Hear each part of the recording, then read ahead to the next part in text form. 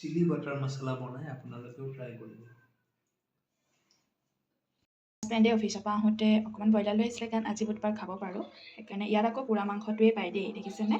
এই পুৰি দিয়া চাউলটো এনেকুৱা পোৰা মাংসই পায়। ইয়াত 2টা আলু লৈছোঁ, 2টা ডাঙৰ চাইজৰ পিঁয়াজ এনেকৈ কাটি লৈছোঁ, নহৰু এনেকৈ কাটি লৈছোঁ, আৰু ইয়াত গোটা মছলা এনেকৈ খুন্দি লৈছোঁ। তাৰপৰা ইয়াত অকণমান তেল দিছোঁ। তেলখিনি দি পেলাই পিঁয়াজখিনি আৰু গুড়া কৰি থোৱা গোটা মছলাখিনি দি অলপ টাইম ভাজি তাতে আলুখিনি অলপ সিজিব দিলোঁ। এতিয়া দেখিছেনে মছলাটোৰ পৰা তেলখিনি এৰা খাইছে। এতিয়া 1 চামুচ বাটাৰ দিম। 1 চামুচ বাটাৰ দি দিছোঁ। বাটাৰখিনি মেল্ট হোৱাৰ পাছত চিকেনখিনি এড কৰি দিম। বাটাৰখিনি মেল্ট হৈ গ'ল, এতিয়া আমি চিকেনখিনি এড কৰি দিছোঁ।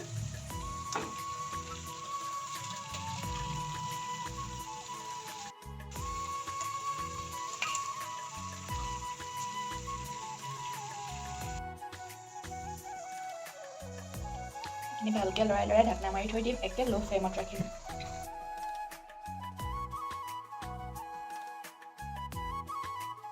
ড্ৰাইকৈ ৰাখিছোঁ। আপোনালোকে যদি পনীয়া খাই ভাল পায় অকণমান পানী দিব পাৰে, আমি ড্ৰাইকৈ ভাল পাওঁ, সেইকাৰণে এনেকৈ ড্ৰাইকৈ ৰাখিছোঁ। চিকেন বাটাৰ মছলা ৰেডি খাবৰ কাৰণে। আপোনালোকেও এবাৰ ট্ৰাই কৰিব আৰু কেনেকুৱা পায় কমেণ্ট কৰি জনাবলৈ নাপাহৰিব। এনেকুৱা চিলি বাটাৰ মছলা বনাই আপোনালোকেও ট্ৰাই কৰিব। আজি ভিডিঅ'টো ইমানতে শেষ কৰিছোঁ তেন্তে, আৰু চিকেনটো ট্ৰাই কৰিবলৈ নাপাহৰিব। মই টিফিন চিৰিজ দি আছোঁ, আপোনালোকে যদি টিফিন চিৰিজৰ ভিডিঅ' চোৱা নাই তেন্তে নিশ্চয় চাব আৰু কেনেকুৱা পাইছে কমেণ্ট কৰি জনাবলৈ নাপাহৰিব।